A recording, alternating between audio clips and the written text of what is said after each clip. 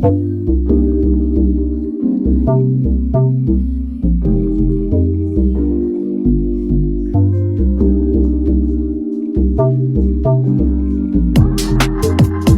know me like no other. 다 표현하지 않아도. Assalamualaikum warahmatullahi wabarakatuh. Bapak, jadi kami di sini ingin mewawancarai Bapak terkait tentang pendidikan. Jadi buat pertanyaan, Bagaimana Bapak memotivasi siswa untuk aktif berpartisipasi dan berpikir kritis dalam pembelajaran? Itu pertanyaan. Terima kasih untuk mewawancarainya, dan yang selama ini dilaksanakan memotivasi dari mulai langkah disiplin waktu belajar, waktu untuk tetap dijaga kesehatan,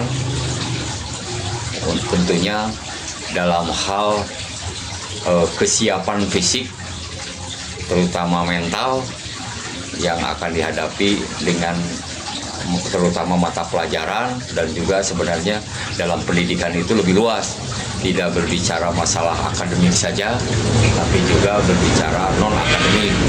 Jadi tentunya ini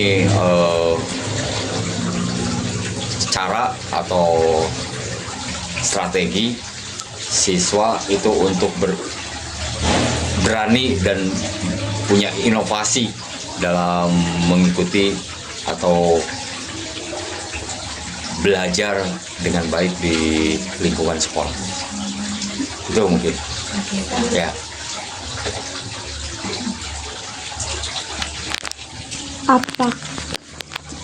Apakah ada metode atau alat bantu pembelajaran khusus yang akan ditemukan efektif di tingkat SMA? Efektivitas sekarang itu dengan banyak media, baik media sosial, terutama dengan dunia HP, ya, tentunya itu membantu menjembatani untuk lebih luas lagi wawasan, memberikan motivasi, arahan, bimbingan. Karena sekarang dengan era HP ini, era media sosial sangat luas, tapi di balik sangat luas ini juga dampak positif negatifnya pasti ada. Karena dalam setiap proses perubahan, pembangunan, ada sisi positif dan ada negatif. Nah, itu yang harus disikapi bersama, baik itu dari pendidiknya maupun dari kalangan peserta didik. Dan paling mendasar juga lebih ke action, lebih ke praktek. Biasanya yang lebih mudah menerima pengetahuan dan juga keterampilan adalah dengan praktek dalam pelajaran, apalagi seperti IPA, ya, fisika, kimia, biologi, itu lebih cenderung ke praktek, atau geografi di lapangan. Itu mungkin bisa, ya. Terus selanjutnya, bagaimana sistem penilaian di SMA memastikan evaluasi yang adil dan akurat terhadap kemampuan dan potensi setiap siswa? Itu sebenarnya strategi dari masing-masing pendidik punya cara. Bisa dengan kuis langsung, lihat kemampuan yang berani untuk memunculkan memotivasi berani berbicara.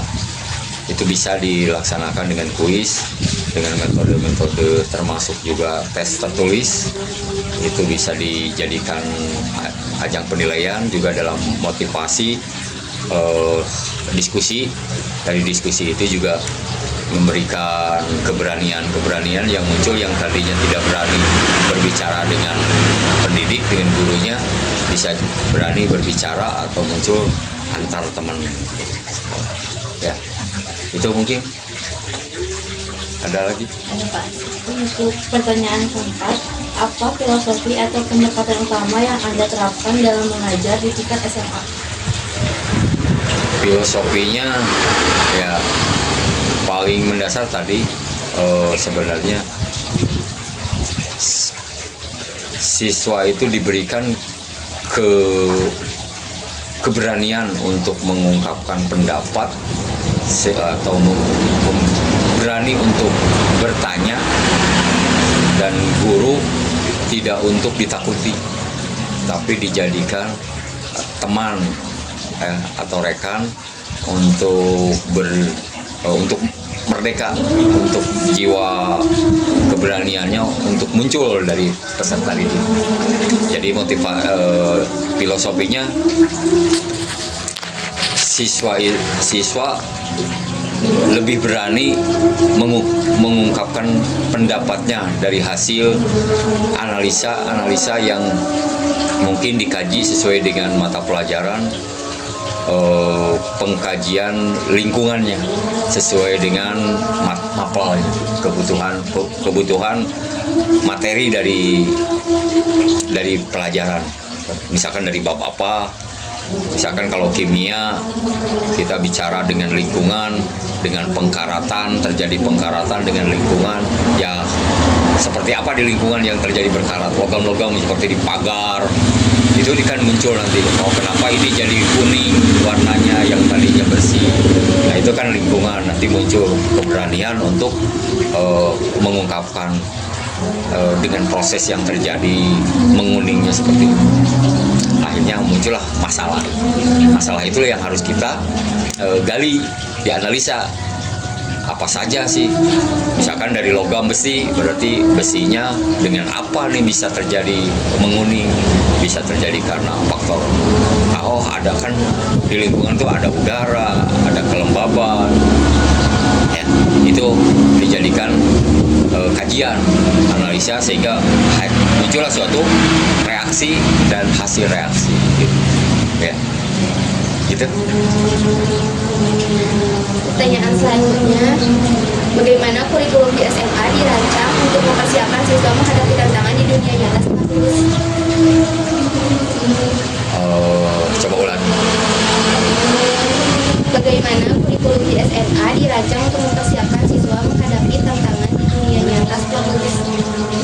Sebenarnya bicara kurikulum itu udah dari pusat ya, cuman sekolah itu melanjutkan untuk pengembangan kurikulum yang telah didasari oleh kurikulum dari pusat, sehingga dalam pengembangannya juga nanti ada kajian dari situ di SMA itu, seperti halnya potensi yang dimiliki oleh sekolah ya, analisanya, terutama misalkan sarana prasarana yang mendukung sehingga bisa dikembangkan sesuai dengan pengembangan kurikulum yang sudah ditentukan oleh pusat. Dan pada dasarnya pusat sudah menyediakan sarana prasarana yang memang dibutuhkan oleh siswa, khususnya mata pelajaran ya, dari mulai bukunya sekarang tuh ya, dari mulai bahan kebutuhannya. Misalkan kalau bahan-bahan seperti di kimia atau biologi fisika itu kan sesuai dengan materi yang dibutuhkan, sekolah menyediakan, dan kompetensi gurunya juga dikembangkan sehingga bisa diaplikasikan dalam pembelajaran gitu. Ya, gimana? Jadi baik, terima kasih Bapak untuk waktunya buat diwawancara. Itu aja mungkin pertanyaan yang bisa kita kasih.